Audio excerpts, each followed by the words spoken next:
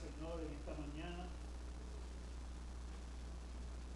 Y de forma especial porque hemos estado por los últimos 4 domingos compartiendo en el Evangelio de Juan capítulo 11.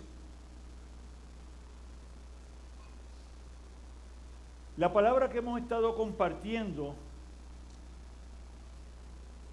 lo hemos denominado una serie donde Jesús habla de la resurrección y la vida. Y cuando miramos el capítulo 11 de Juan, nos habla específicamente de la resurrección de Lázaro.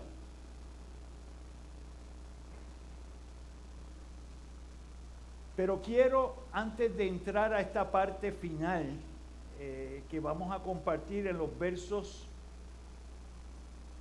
de Juan capítulo 11, del 45 al 57, sí quiero que repasemos unos detalles importantes que hemos estado enfatizando en este momento. Vemos cómo cuando Lázaro se enferma, Marta y María, que eran sus hermanas, mandan a buscar a Jesús.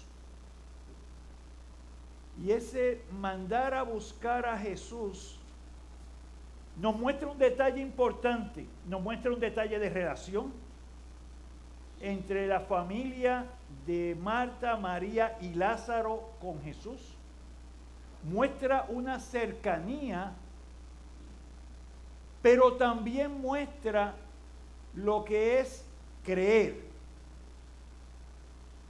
Marta y María creían y confiaban que Jesús podía hacer algo en la situación de Lázaro.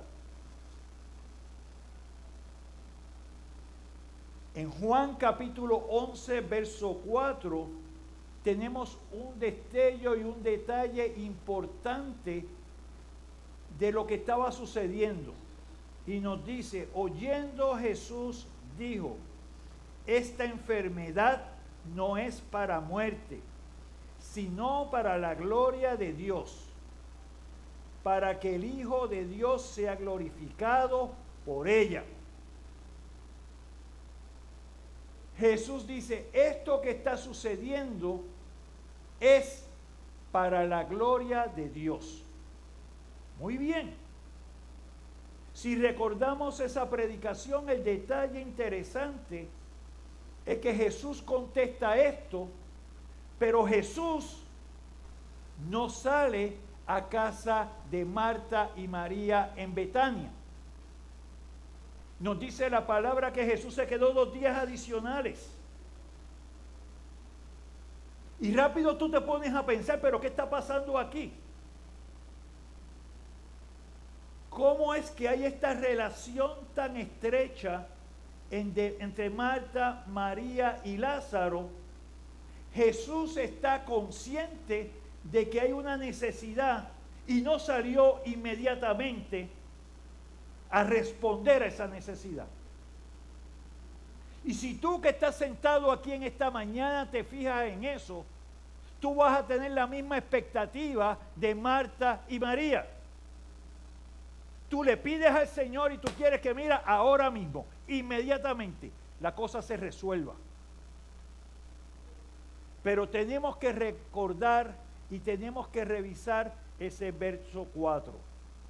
Todo lo que el Señor hace, lo hace para la gloria de Dios.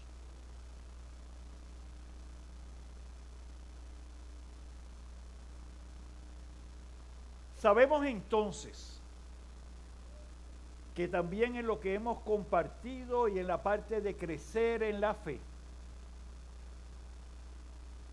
cuando Jesús llega finalmente, sale a verle. Y cuando salen a verle, ¿Qué sucede? ¿Cuál es el primer planteamiento? Si hubieras estado aquí. No es así como nosotros respondemos muchas veces. Me pasan las cosas, Señor, si tú hubieras escuchado mi oración, esto hubiera sido diferente. Eso lo que está mostrando es cuál es nuestra posición. Nosotros queremos que el Señor responda no tan solo a lo que le pido, sino cuando le pido, como le pido y en la forma que yo quiero que sea.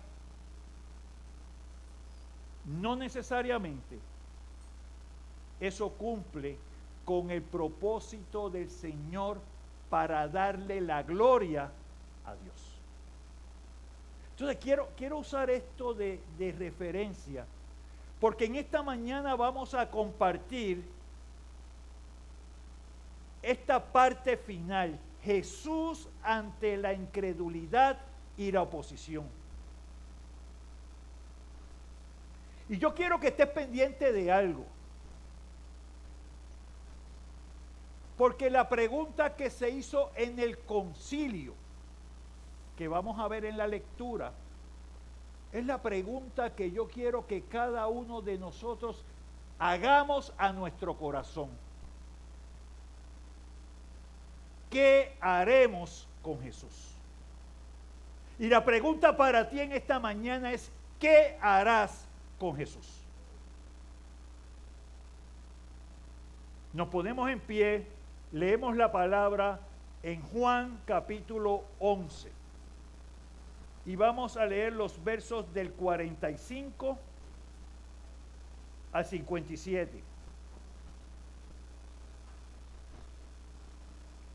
Evangelio de Juan capítulo 11, versos del 45 al 47. Y leemos la palabra en el nombre del Padre, del Hijo y del Espíritu Santo.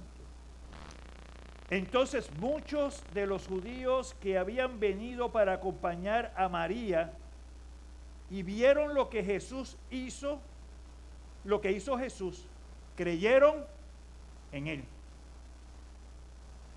Tengan pendiente esta parte. Muchos de los que estuvieron ahí creyeron en él y vamos a cualificar esto. Pero algunos de ellos fueron a los fariseos y les dijeron lo que Jesús había hecho. Entonces los principales sacerdotes y los fariseos reunieron el concilio y dijeron, ¿qué haremos?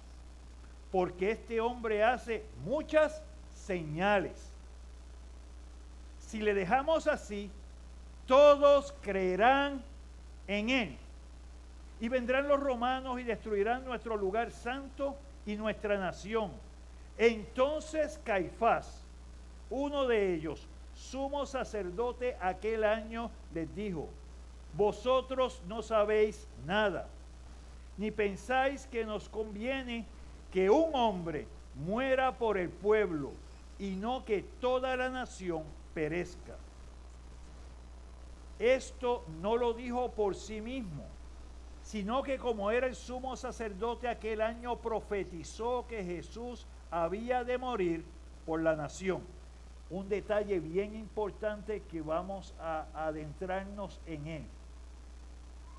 Porque como aún dentro del pensar y dentro del actuar del egoísmo, Dios se está manifestando en eso y lo está utilizando, aunque no le esté sirviendo a él. Pero lo vamos a hablar.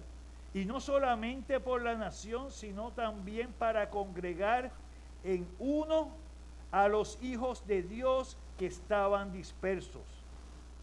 Así que desde aquel día acordaron matarle.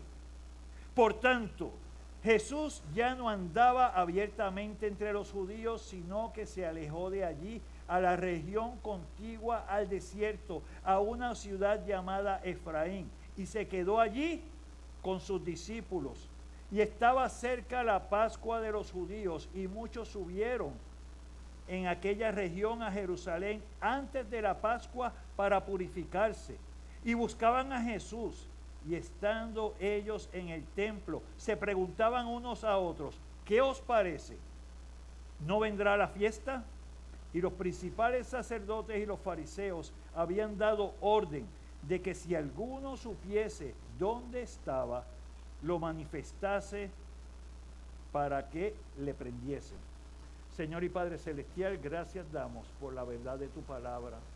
Y en esta mañana pido, Señor, que tengamos oído presto, no solo para ver la situación por la que Jesús pasó de oposición, de incredulidad, sino para que cada uno de nosotros nos miremos a la luz de la respuesta que se presenta aquí, donde tenemos a unos con una fe de espectadores, donde tenemos a otros con una condición de oposición y tenemos a otros, Padre Celestial, que creyeron en Jesucristo como el Hijo de Dios, como el Salvador del mundo. Que en esta mañana tu Espíritu quite la venda de los ojos, que abra los corazones con entendimiento, para que viendo la realidad de la palabra, no juzguemos al que estaba allá, sino que miremos a nuestro corazón. En el nombre de Cristo. Amén y amén. Pueden tener asiento, hermanos.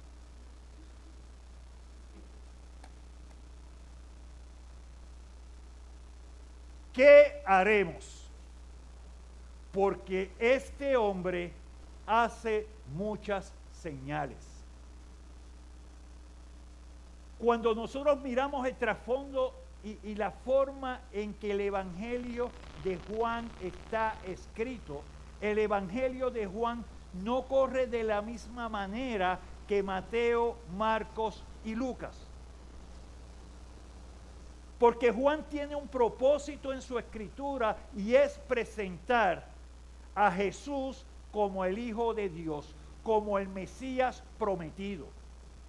Y para presentar esto, lo que hace entonces Juan, en la forma que escribe, es que va narrando y nos va mostrando a través de la enseñanza y a través de los milagros cómo Jesús es presentado como el Hijo de Dios. Y la primera señal que tenemos es en el comienzo de Juan, donde Jesús convierte el agua en vino, mostrando que tenía poder sobre lo creado, sobre las cosas materiales.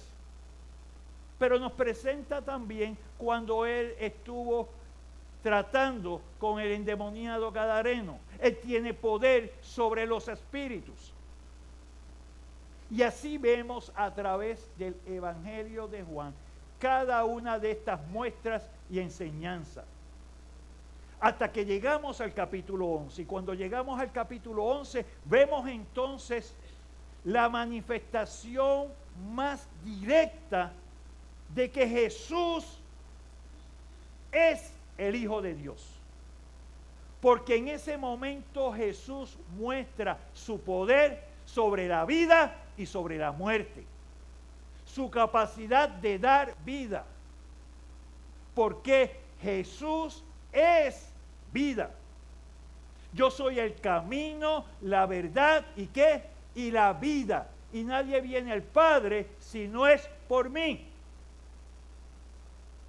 Así que la muestra mayor dentro de todas estas señales se ve cuando resucitó a Lázaro.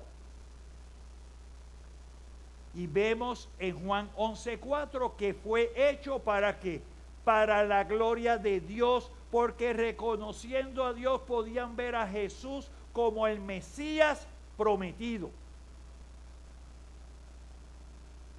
como aquel que podía vencer la muerte. Y cae en un contexto especial porque aquí está Jesús resucitando a Lázaro.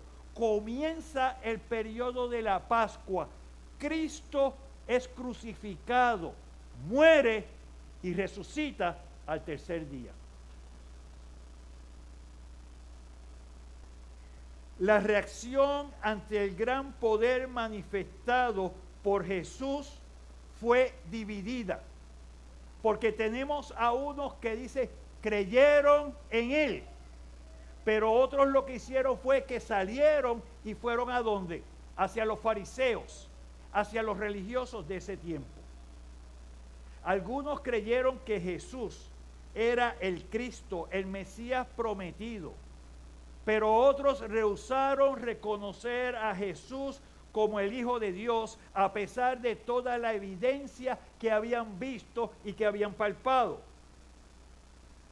El concilio, el Sanedrín, se reunió entonces para hablar de Jesús. ¿Y qué era el concilio o el Sanedrín? Era un grupo de 70 personas. Entiéndase por esto, eran líderes reconocidos, estaban los religiosos, estaban los fariseos, sumos sacerdotes, pero esto era una jerarquía, y una jerarquía que establecía tanto el dominio religioso como político para ese tiempo. Era el cuerpo rector de los judíos en ese momento.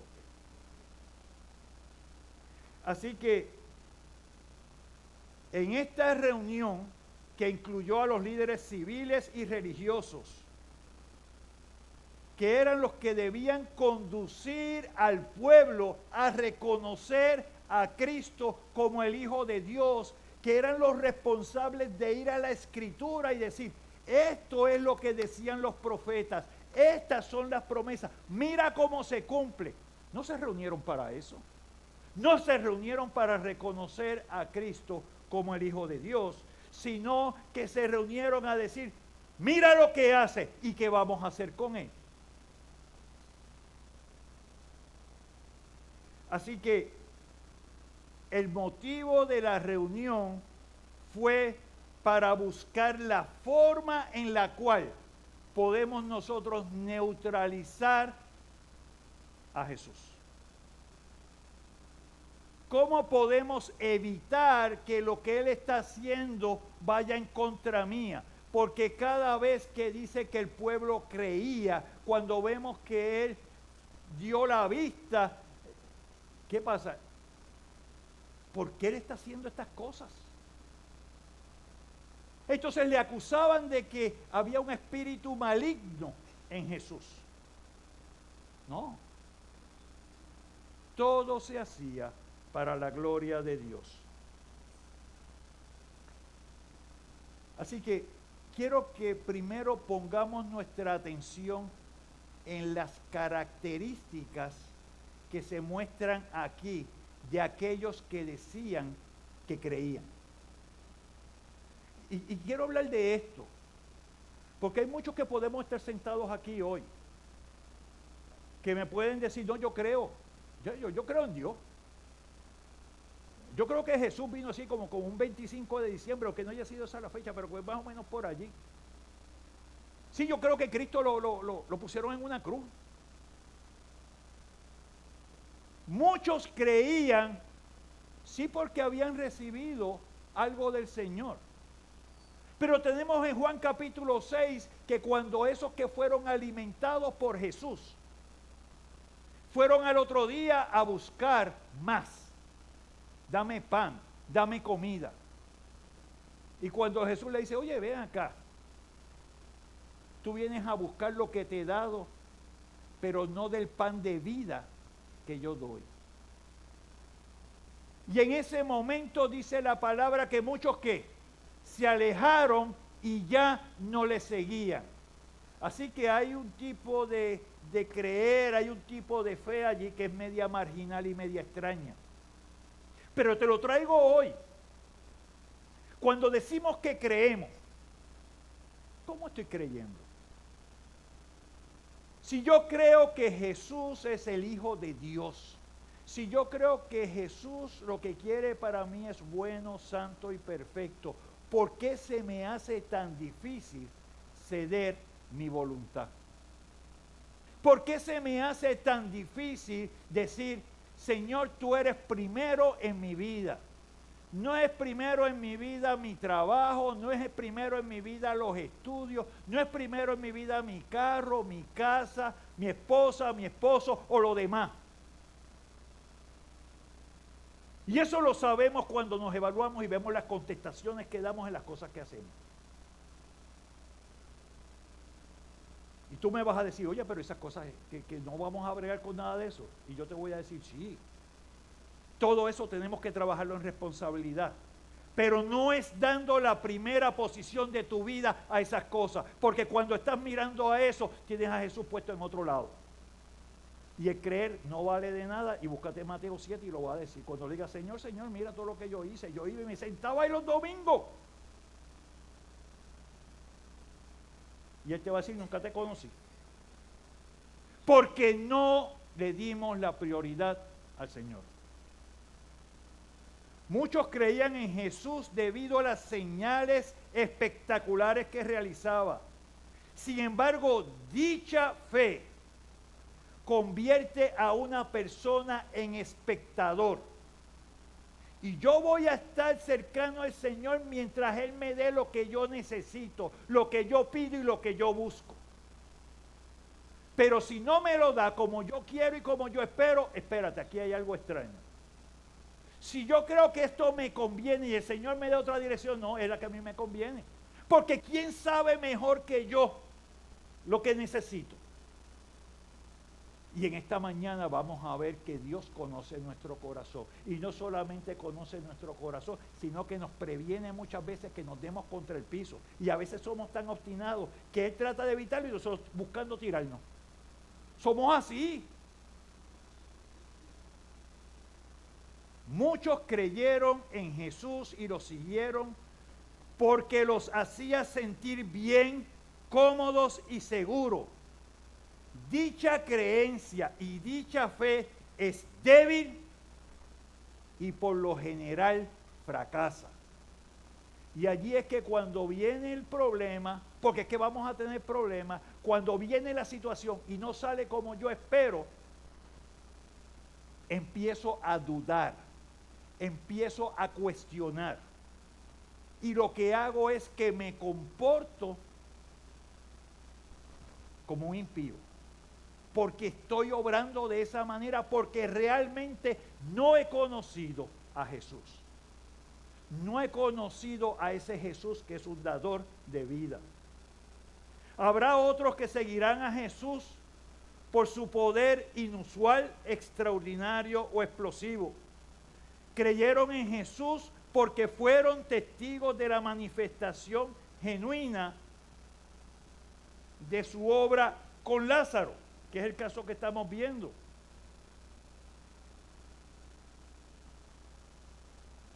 Es importante que cuando nosotros vamos a Jesús, cuando decimos que creemos en Jesús, no lo estoy diciendo ni lo estoy haciendo por los beneficios que espero. Y lo que te quiero traer en esta mañana, hay que ocasiones en que nosotros podemos mirar esa relación con el Señor y decirle, tengo esta necesidad y tú me das esto. Tengo esta enfermedad, tú me das esta sanación. Tengo esta condición y esto es lo que tú me das. Cuando estamos mirando nuestra relación con el Señor de esa manera, estamos completamente desvinculados de lo que es realmente tener una relación con el Señor. Los discípulos que vemos al final que se quedaron con el Señor, no querían hacer un mejor Pedro, no quería hacerse un mejor Juan, o un Juan renovado. Ellos querían ser como su maestro.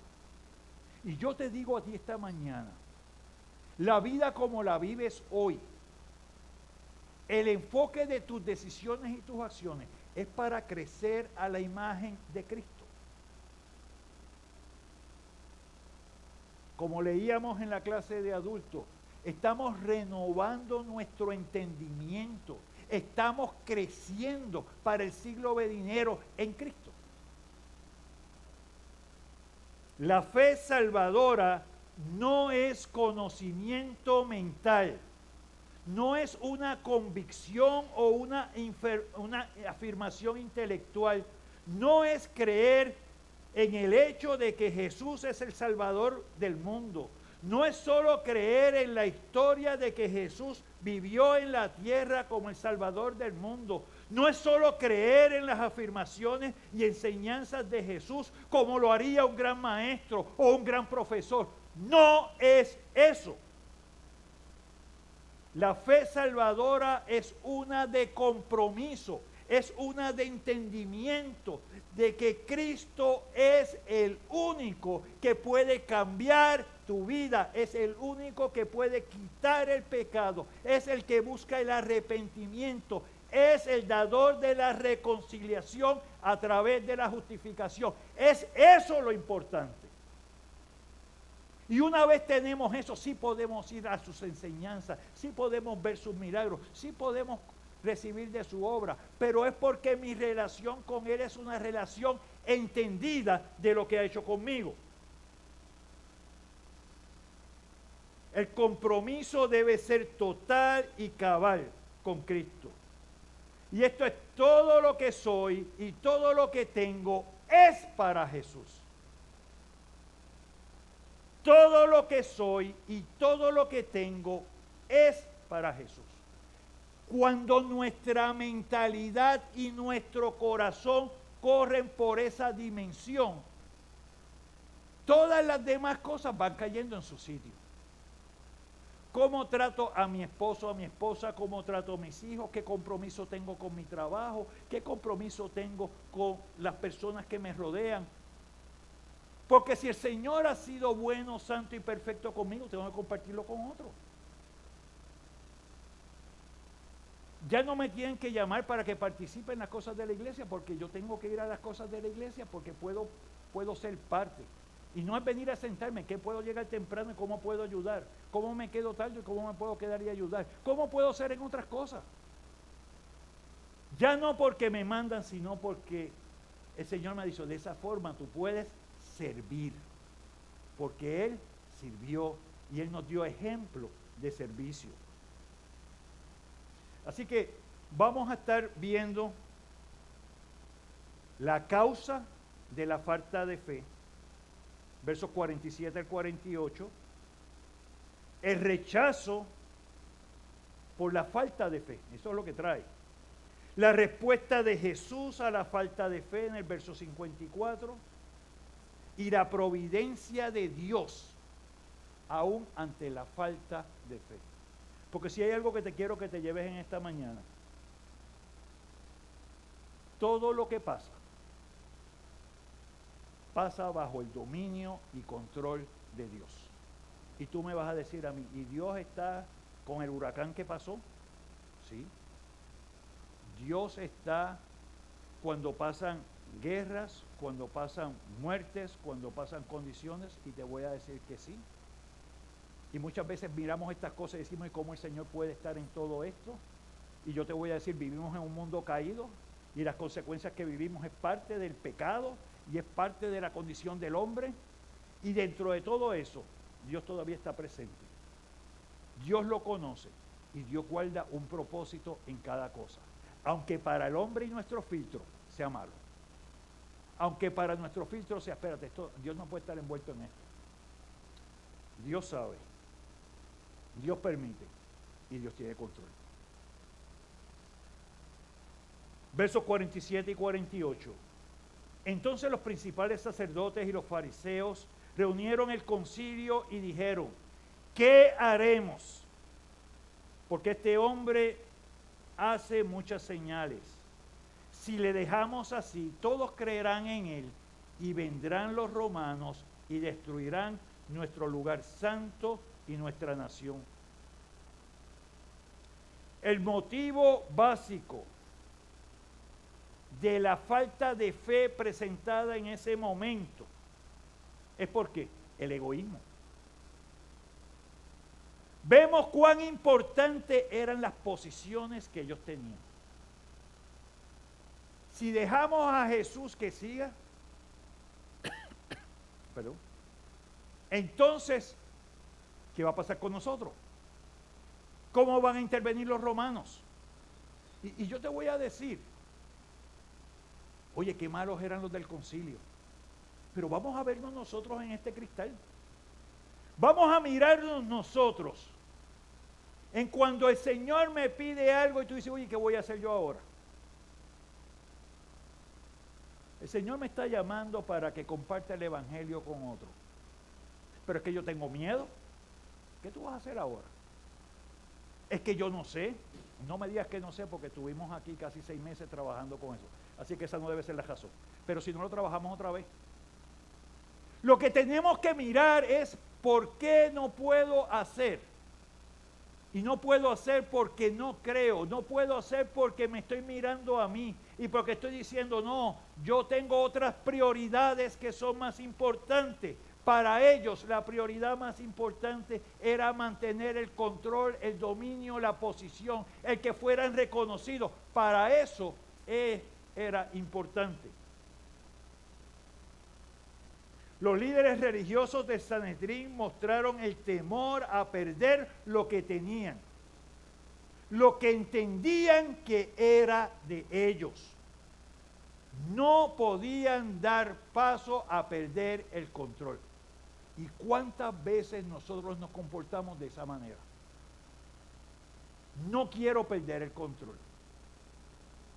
Mientras lo que enseñen en la iglesia, mientras lo que me diga la palabra se conforma a lo que yo entiendo que es bueno, estamos bien. Pero cuando no, monto primero mis prioridades, y lo triste es que trato de justificarlas. Es más, trato de buscar pasajes para justificarlo, y no para ceder nuestro corazón ante el Señor. Y Jesús dijo que era Dios, y no solamente dijo que era Dios, lo demostró con su enseñanza, con sus milagros y sacrificios. Ahora todos quedan confrontados con esa decisión. O crees o no crees.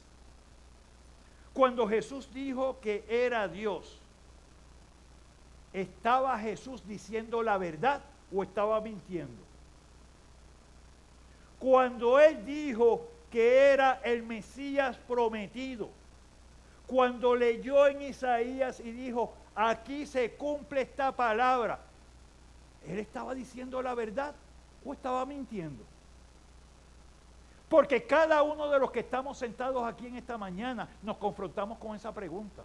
Porque si digo que Jesús está diciendo la verdad, si digo que Jesús en su enseñanza, en su vida y su obra, lo hizo por ti, ¿por qué no cedemos nuestra vida ante el Señor?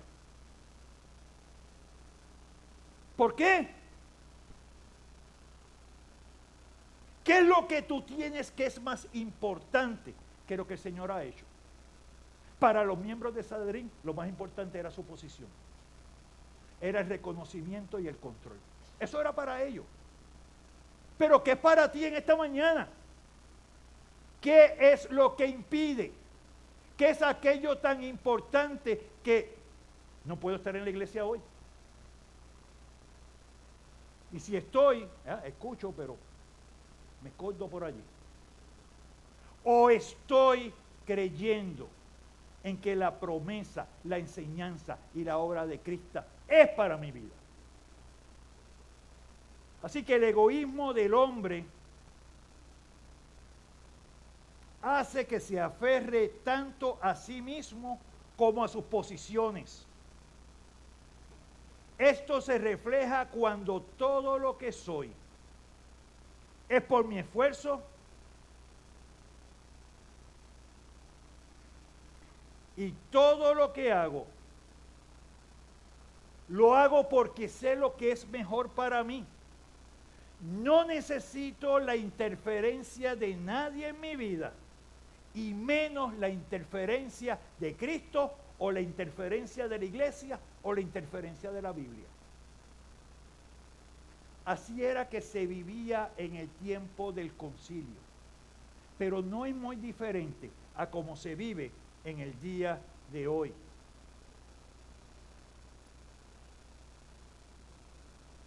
Quiero que vayan a Marcos 4:19.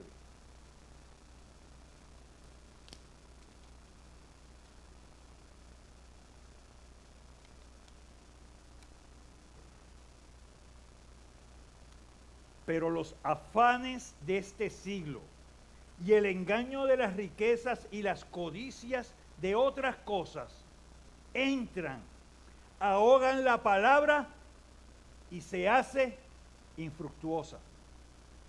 Y eso es lo que significa que yo puedo venir esta mañana y yo puedo sentarme aquí y yo puedo escuchar y decir, oye, qué bueno hace eso. Pero salgo por esa puerta y pienso en 15 otras cosas y me olvido de la palabra. Y cuando me olvido de la palabra, ¿qué es lo que sucede entonces? Se hace infructuosa.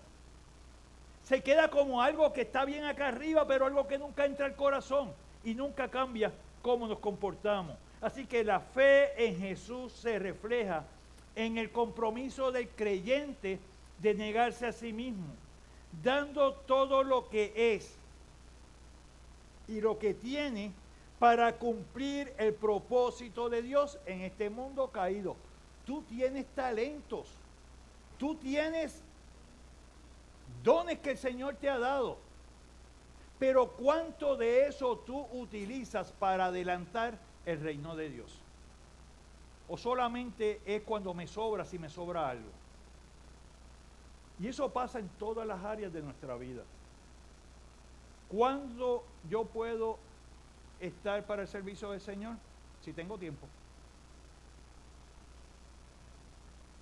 ¿Cuándo puedo dar al Señor? Si me sobra algo.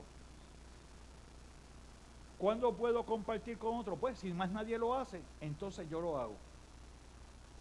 ¿Qué habla de eso? De nuestra fe, nuestro entendimiento y nuestro compromiso para con el Señor. Así que cuando no estás dispuesto a negarte a ti mismo, no estás dispuesto a vivir una vida de sacrificio, no estás dispuesto a comprometerte con Cristo, y es porque estás dispuesto a ser que un espectador. Y era lo que pasaba con muchos de estos que habían visto, pero no habían reconocido en el corazón, habían escuchado, habían gustado. Qué bien y qué bonito mientras todo me va bien. Pero eran simplemente espectadores. Quieren sentirse cómodos, quieren sentirse bien, quieren sentirse seguros y caen en el lazo, que es lo más triste, de creer que están bien, de creer que han creído, de creer que el Señor los conoce. Y eso es lo que me da angina de pecho. El que nosotros podamos ver y entender que no funciona así. Hablábamos en la clase que solamente por el fruto sabemos si somos hijos de Dios. Si tu fruto no es fruto de arrepentimiento, si vives una vida de cuando pueda y cuando sea, eres tibio. Y si eres tibio, dice la palabra, te vomitaré de mi boca. Y peor aún, en Mateo 7 te va a decir en la cara, nunca te conocí. Eso es lo importante de Juan 11. En esta parte de cómo atendemos, porque lo que nos presenta es que tú tienes personas que están intermedias, tienes muchos que están allí, que se creen que tienen fe, pero es una fe media extraña. Está el concilio, que está en completa oposición. Y están los discípulos que siguieron a Jesús.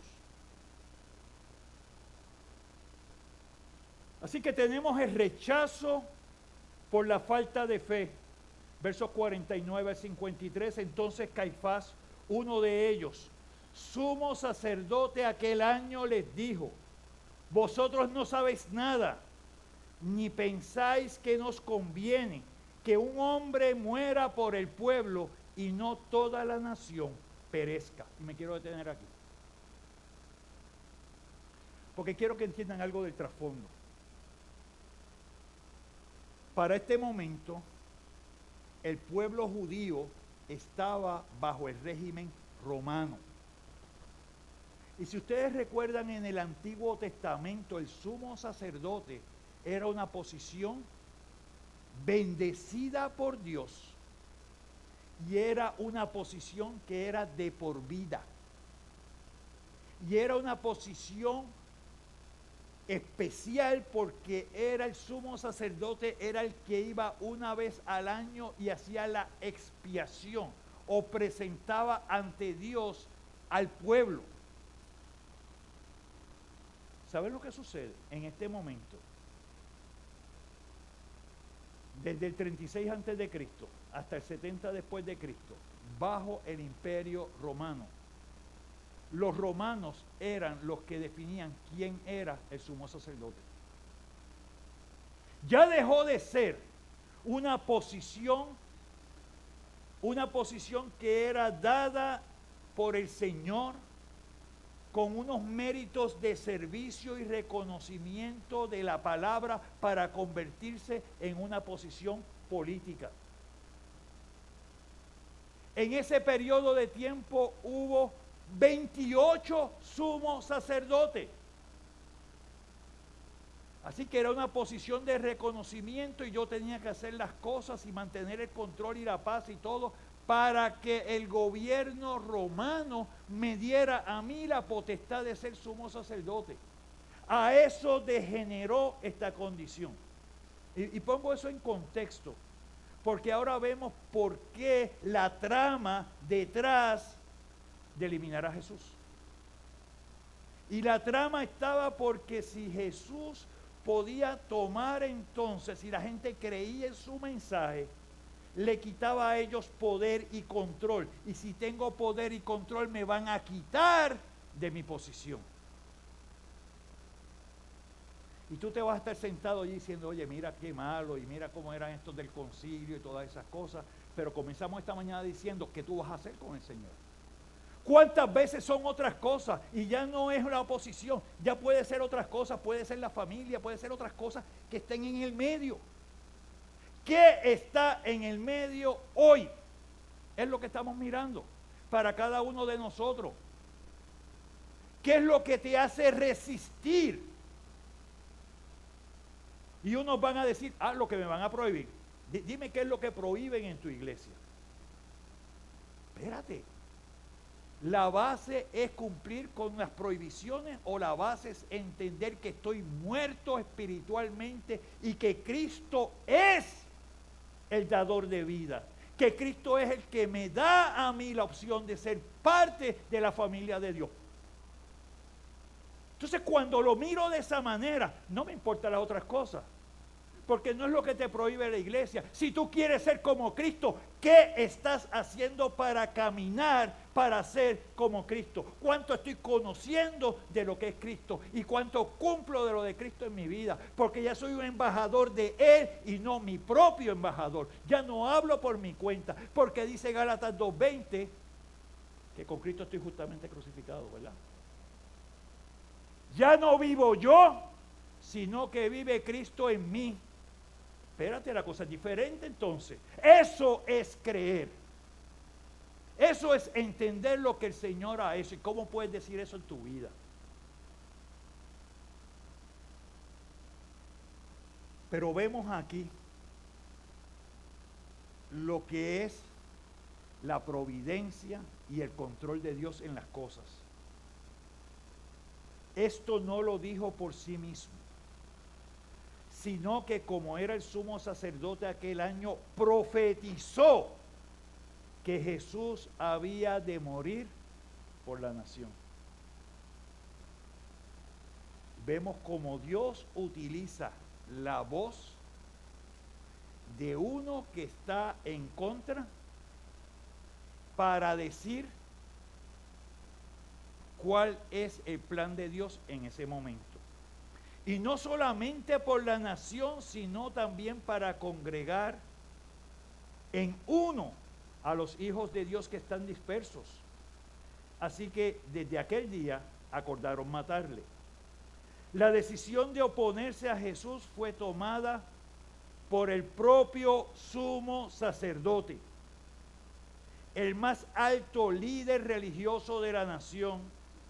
La misma persona que debió conducir a los demás a reconocer a Jesús como el Mesías, como el Hijo de Dios, dijo, esto a mí no me conviene, esto a mí me va a quitar, yo estoy primero, yo soy reconocido por los romanos, así que sacó a Jesús del medio. La posición del sumo sacerdote se había tornado en una política. eran designados por los romanos y se mantenían en la posición como líderes mientras tuvieran control y hubiera paz y pagaran los tributos. Viendo a Jesús como una amenaza a su control y estabilidad político, Caifás sugirió al Sanedrín que Jesús tendría que ser sacrificado por el bien del pueblo. Él lo estaba haciendo para sacarlo del medio. Dios estaba utilizando a Caifás para cumplir su propósito. Y eso es lo que tenemos que entender. Aún en aquellas cosas que podemos ver como malas, en un momento vamos a ver cómo Dios las utiliza para bien. Así que el temor político era que los romanos llegaran a la conclusión de que Jesús o estaba armando una revolución o iba a crear entonces inestabilidad, en cuyo caso los romanos invadirían a Jerusalén, dispersando al pueblo, removiendo al Sanedrín y el sumo sacerdote de su puesto.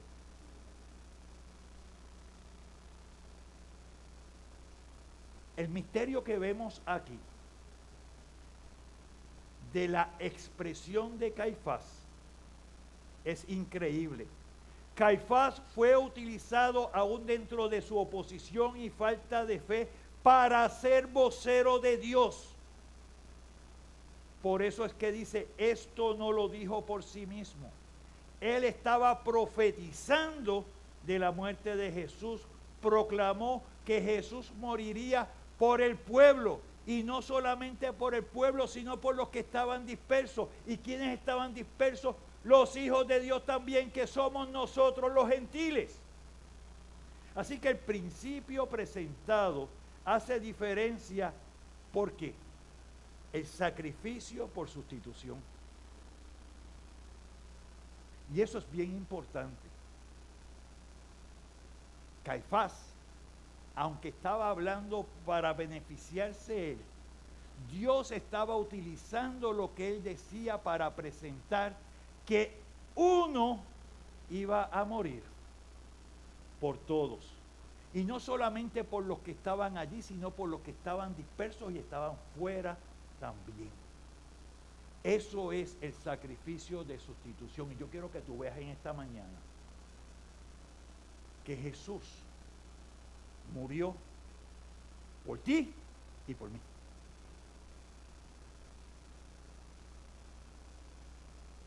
¿Qué vas a hacer con eso hoy? ¿Qué vas a hacer con eso hoy? Porque no fue solamente para los que estaban en el Sanedrín, no fue solamente para los que estaban allí, lo hizo para nosotros.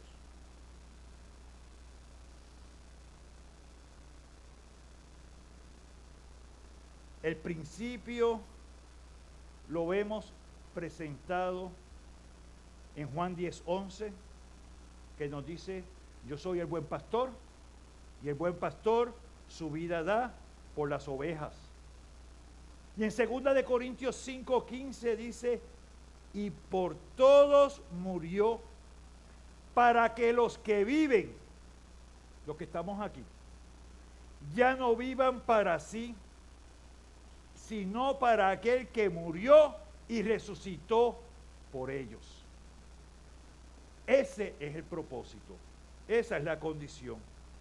Así que Jesucristo iba a morir para salvar tanto a los judíos como a los gentiles, a los hijos de Dios dispersos en el extranjero. Así que Jesús enfrentó el rechazo premeditado, el alejamiento de los religiosos y el cuerpo rector de los judíos. Y la base de esta decisión fue el egoísmo, el miedo a perder el control, el miedo a perder la posición, la relevancia ante el mundo. Y hablábamos también en la clase del mundo que este mundo ha de pasar, ha de ser destruido. Y quiero que vayan conmigo a Juan 1, del 11 al 13.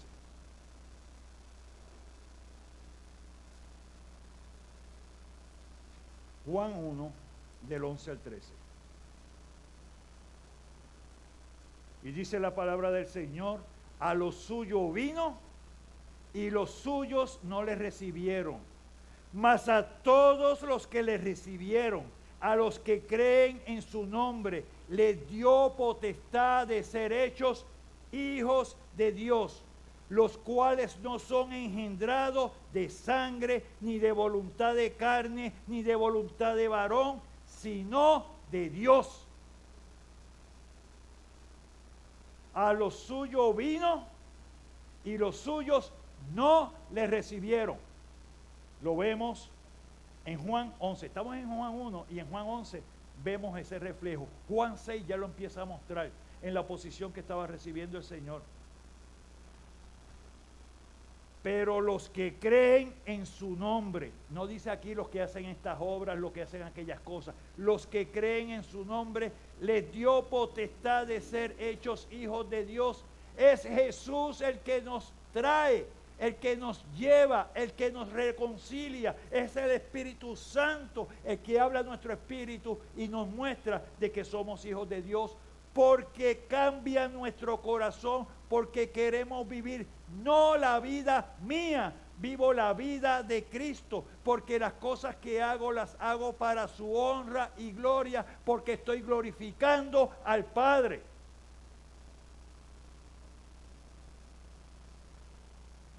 Y esto no se hereda, no es por familia, no es porque yo quisiera que otro fuera, es porque creo en el Señor. Verso 54, por tanto Jesús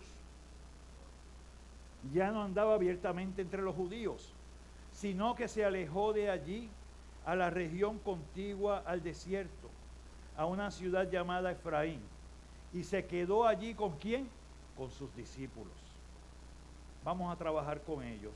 Jesús se retiró de quienes los rechazaban, se alejó, no anduvo más con ellos, los dejó libres a sus propios deseos. El Espíritu del Señor no siempre está en contienda con el hombre. Jesús se concentró en sus discípulos. ¿Y qué quiere decir esto? Jesús está a la puerta y llama. Y Él viene una y otra vez. Pero procura algo. Procura que ya no venga y pase de largo. Procura que ya no venga y pase de largo. La oportunidad es ahora. El llamado del Señor es ahora.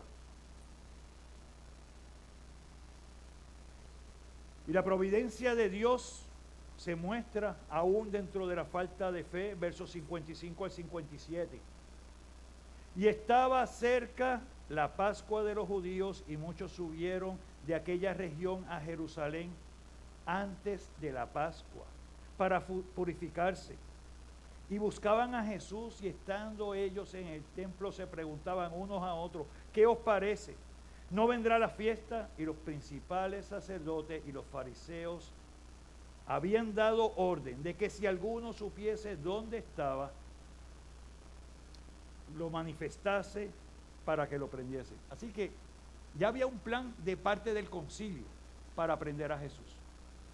Pero las cosas ocurren en el tiempo de Él y no en el tiempo nuestro. La manifestación de la providencia y el control de Dios sobre el tiempo y los acontecimientos son muestras de que Él tiene control de todo.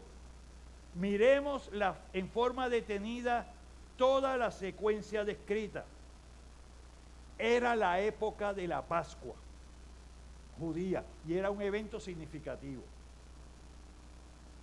La fiesta significaba la eliminación de los pecados del pueblo. Y quiero que entiendan esto.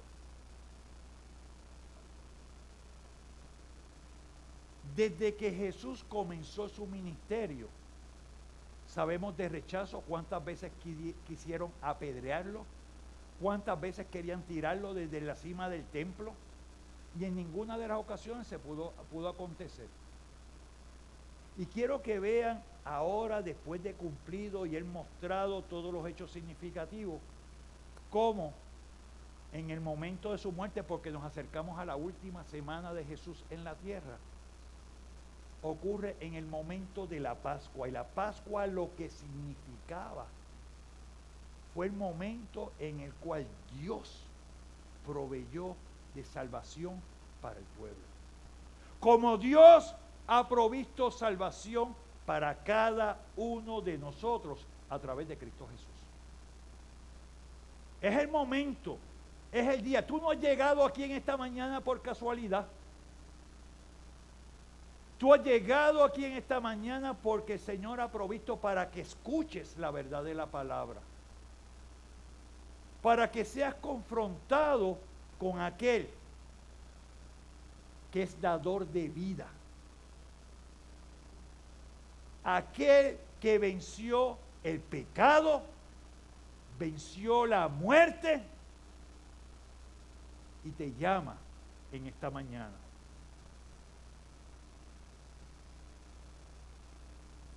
Los peregrinos llegaron a Jerusalén por miles y entre las calles buscaban identificar a Jesús. Dios evitó a los líderes religiosos que consumaran su plan de darle muerte hasta que se cumpliesen todas las profecías y la manifestación del Hijo del Hombre fuera cumplida. Yo quiero detenerme aquí en esta mañana. ¿Qué vas a hacer con Jesús hoy? Y quiero que tomes este momento y mires hacia ti. ¿Tú ves a Jesús en esta mañana como una amenaza? ¿Una amenaza a tu posición o a tu poder o a tu orgullo? Muchos en esta mañana están en conflicto de poner su fe completa en Jesús pensando en lo que me va a costar, en lo que me va a quitar, en lo que no puedo tener, sea control, poder, soberanía sobre mi vida. Tú puedes estar sentado en esta mañana con ese debate interno. Pero sabes que esta era la misma posición del sumo sacerdote y del concilio. No puedo aceptar a Jesús porque me cuesta mucho. No puedo aceptar a Jesús porque voy a quedarme con menos. Porque lo que tengo aquí es más importante que lo que Jesús me puede ofrecer. Porque la vida en este mundo es más importante que la vida eterna y estar ante el Señor. Esa es la decisión que tenemos delante. O puede ser que estás luchando porque necesitas que Jesús se ajuste a tus necesidades, a tus metas. O estás dispuesto en esta mañana a presentarte en arrepentimiento y fe. Ves a Jesús como el medio para lograr tus cosas, tus objetivos, tus metas. A alguien que puedes utilizar a tu manera. O ves a Jesús como el que tiene libertad para obrar en tu vida y llenarte de bendición. ¿Qué vas a hacer? El mensaje es claro. Jesús tiene poder sobre la muerte y más importante aún, Jesús tiene el poder sobre el pecado que te lleva a la muerte. Es por esto que tenemos esperanza de vida eterna, tenemos esperanza de resurrección. Y la pregunta es simple en esta mañana. ¿Qué harás con Jesús? Ha sido confrontado con toda la evidencia que nos muestra su palabra de que Jesús es el Mesías prometido, que tiene la autoridad sobre el pecado, la muerte y la vida. ¿Vas a ser un espectador? Uno que está mientras me conviene y el viento está a mi favor. Y cuando no, pues hago las cosas, o cuando hay algo que me llame más la atención, eso es primero. Deja que yo cumpla con mis metas, y cuando cumpla con mis metas, entonces voy a mirar al Señor. Mi hermano, no funciona de esa manera. Hay una mente que está desconectada de un corazón. Estar en negociación como el concilio, o vas a creer y convertirte en su discípulo. Si estás como espectador o en oposición, nadie sale de este mundo con vida. Estás ante el único que en la historia de este mundo tiene la respuesta a todos nuestros temores, el que tiene la respuesta ante la muerte y el único que da vida. ¿Qué vas a hacer con Jesús hoy? No dejes que el pecado te separe de tu única oportunidad de vida. Arrepiéntete al llamado de Jesús. Cree en su obra y conviértete en su discípulo. Y yo quiero orar en esta mañana.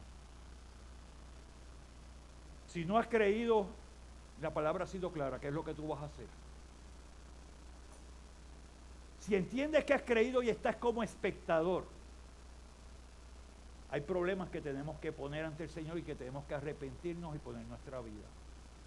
Y si estamos como discípulos, tenemos la oportunidad de decir al Señor, mi compromiso está contigo. Y yo quiero orar esta mañana, y si la palabra ha llamado a tu corazón donde tú estás, y el Señor conoce tu condición, solamente ponte en pie y te presentas ante el Señor. Padre Celestial,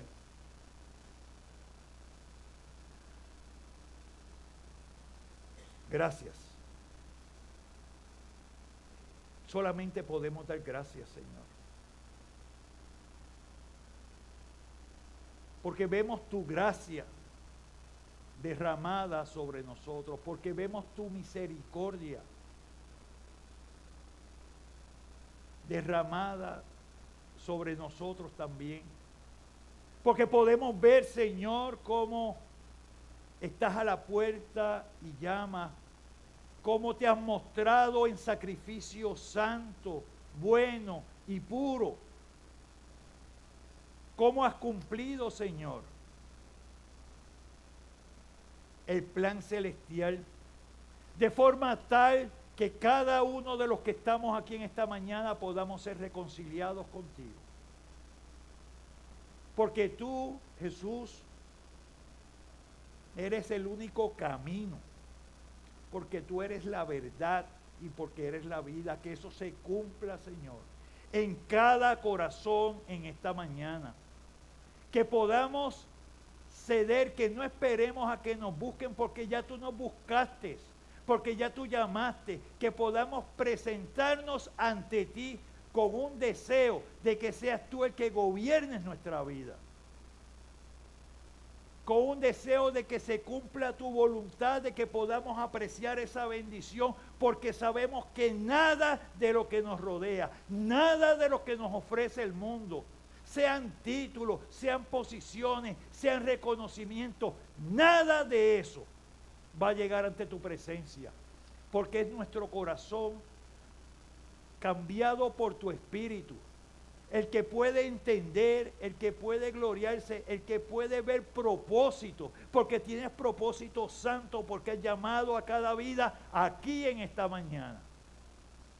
Tú escuchas la oración de tu pueblo, tú escuchas la oración de cada persona, y solamente pido, Señor, que la manifestación y tu Espíritu llegue a ese corazón. Aquellos que se han presentado en esta mañana en arrepentimiento porque no te conocen, escucha ese corazón. Aquellos que se han presentado en esta mañana porque han estado como espectadores, han estado de afuerita, han estado sin compromiso, a esos llama para que reconozcan que tu obra es toda buena y perfecta.